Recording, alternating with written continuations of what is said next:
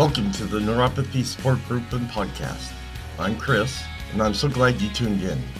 It's my hope with this podcast to help all of us gather information that might help those that need support dealing with this debilitating issue. Hello, and welcome to this podcast. Before we get started, let's get the formalities out of the way with the medical and privacy disclaimer. I am not a doctor or medical professional. The information on this podcast is from personal experiences and is meant for group support. Additionally, the information discussed is not meant to diagnose, treat, or cure any underlying conditions associated with neuropathy. All names here within are private and will not be shared with any outside sources. Please consult your healthcare provider before making any health decisions. If you have medical concerns or an immediate emergency, please contact your doctor or dial 911. Well, welcome back. It's another Monday. How's everyone doing out there? I hope everyone's having a great start to this week, and hopefully you have less pain and don't have to deal with so much. Those are a couple things that I wanted to talk about. I'm going to do a live broadcast for you guys, but for some reason, and I'm trying to figure it out, last week I was okay. The whole week I didn't really have any pain at all I could do things I wanted to, and so I'm trying to figure out what I did differently than I'm going to be doing in the past weeks or this week. So we'll see how I last. I've got that, plus I got to go and review the socks for you, plus I want to talk about the alpha lipoic that I started taking again. But we'll get into that stuff later with the live commentary to you guys. But let's start off with number 6 now. Consuming too much caffeine. Now we're leaving off, like I said, from the other 6 we had last week. Although caffeinated beverages like coffee and energy drinks give you a temporary boost of energy, over-reliance on them may make you more tired the next day. That's because too much caffeine can harm sleep, which may cause fatigue. Research shows that feeling tired in the morning leads people to consume large amounts of caffeine, which impairs your sleep cycle. In turn, you may overuse coffee or other caffeinated drinks for energy, which continues the cycle of poor sleep followed by too much caffeine. Drinking too much caffeine is linked to increased nighttime worrying, sleepiness, increased nighttime awakenings, decreased total sleep time, and daytime sleepiness. A study in 462 women linked high-calorie coffee and energy drinks intake to a poor quality of sleep and sleep disturbances. Those who didn't drink these beverages reported better sleep quality. Still, caffeine tolerance varies, and some people are more sensitive to caffeine effects than others. While coffee and caffeinated beverages like green tea may benefit health when consumed in moderation, energy drinks are extremely high in stimulants and added sugar. Thus, you should avoid them whenever possible. If you're currently experiencing sleep issues and frequently drink caffeinated beverages, try cutting back to see whether it helps to improve your sleep and energy levels. In summary, relying too heavily on caffeinated beverages may harm your sleep cycle and lead to fatigue. Therefore, cutting back on caffeine may help restore your sleep and energy levels. Alright, number 7, inadequate hydration. Staying well hydrated is important for maintaining energy levels. The many biochemical reactions that take place in your body every day result in a loss of water that needs to be replaced. Dehydration occurs when you don't drink enough liquid to replace the water lost in your urine, stools, sweat, and breath. Several studies show that being dehydrated leads to lower energy levels and a decreased ability to concentrate. In fact, dehydration affects your entire body, including your sleep cycles. A study in over 26,000 Chinese and American adults associated inadequate hydration with shorter sleep times. Being dehydrated may also make you feel more fatigued during exercise and negatively affect your exercise endurance. Although you may have heard that you should drink 8 ounces of glasses per day daily, hydration needs depend on several factors, including your weight, age, sex, and activity levels. Now, when it comes to me, in general, I drink at least 6 to 7 bottles of water every day, and those are 16.9 fluid ounce bottles. But that's only me, and that helps me. And I do have 1 can of Sprite soda for dinner, and that's it. That's the only well, actually, there's no caffeine in the Sprite, but that's the only thing I do and take all day. And what I've noticed by the water intake that I have, of course, you're going to urinate more, and your kidneys are going to be a little better off because they're not going to start hurting you, for not drinking too much water. It really flushes out your system. For me, it does. But let's get back to this here. The key is drinking enough to maintain good hydration. Common symptoms of dehydration include thirst, fatigue, dizziness, and headaches. Oh, one other thing too, you don't want to take too much water because that can cause an issue also. I can't remember the term for it, but that's another thing you might want to talk to your doctor about. And in summary, even mild dehydration may reduce energy levels and alertness. Make sure to drink enough to replace fluids lost during the day. Number 8, overweight and obesity. Maintaining a healthy body weight is essential to overall health.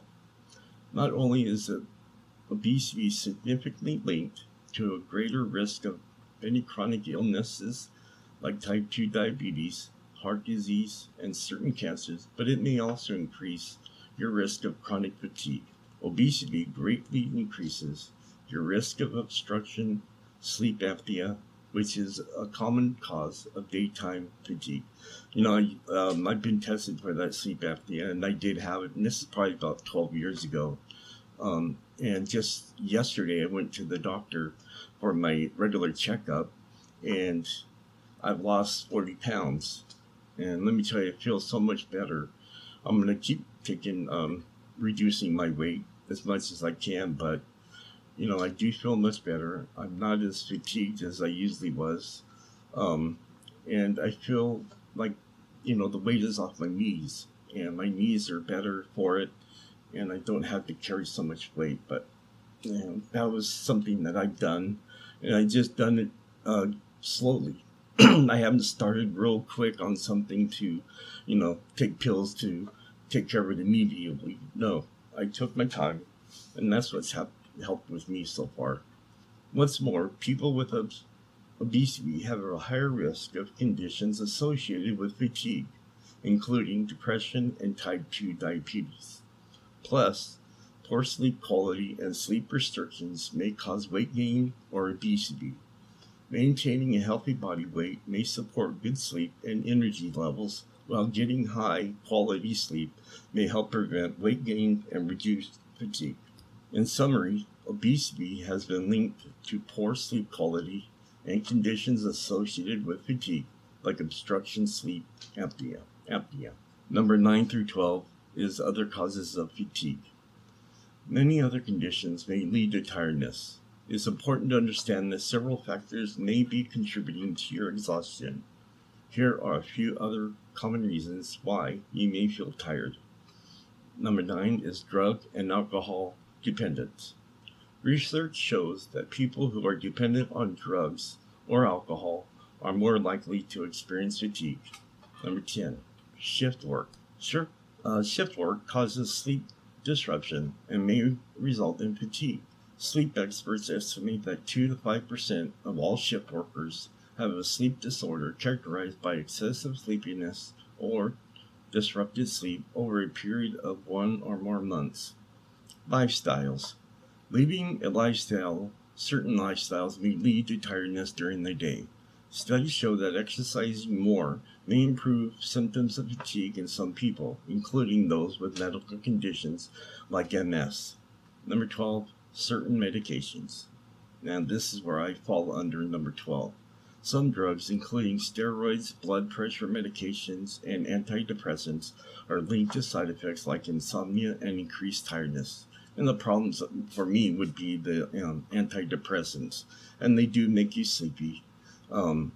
Like I've been taking this one called trazodone, and it really makes me tired during the day to the point where I can't even do anything or function, and I find myself in bed. And this is something I just started taking.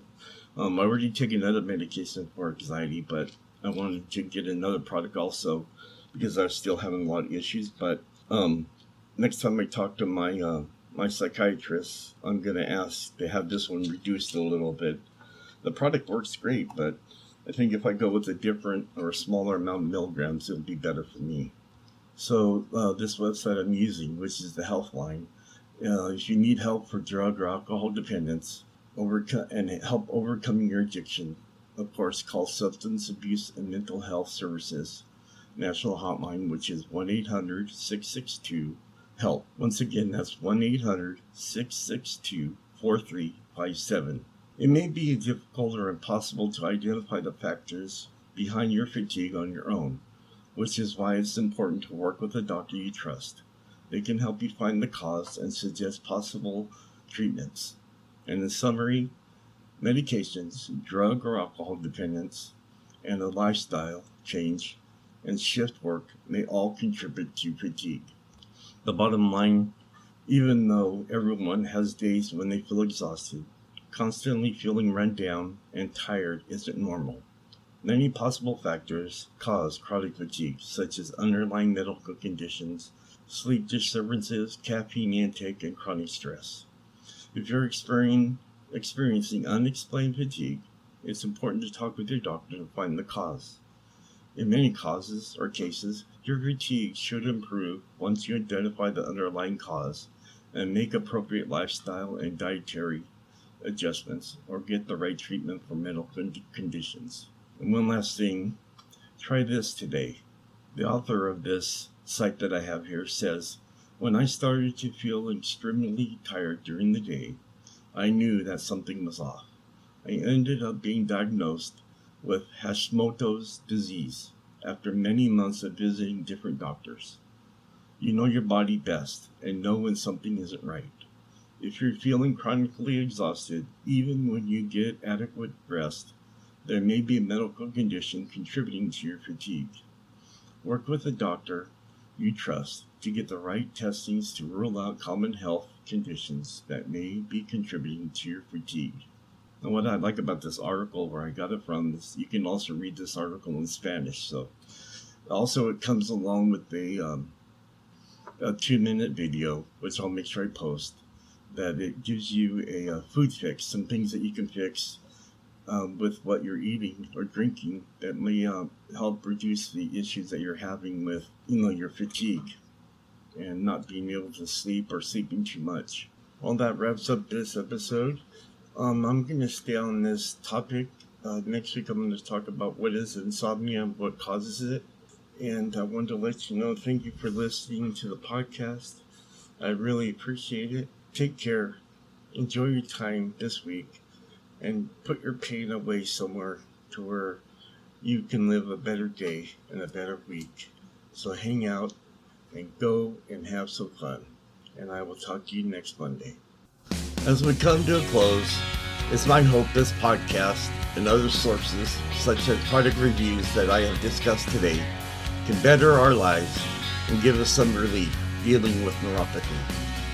This episode, plus others, are posted every Monday on Facebook, Twitter, Instagram, iTunes, Spotify, and Stitcher. And finally, whatever life throws at you, even if it hurts you, just be strong and fight through it. Remember, strong walls shake, but never collapse. Talk to you next Monday.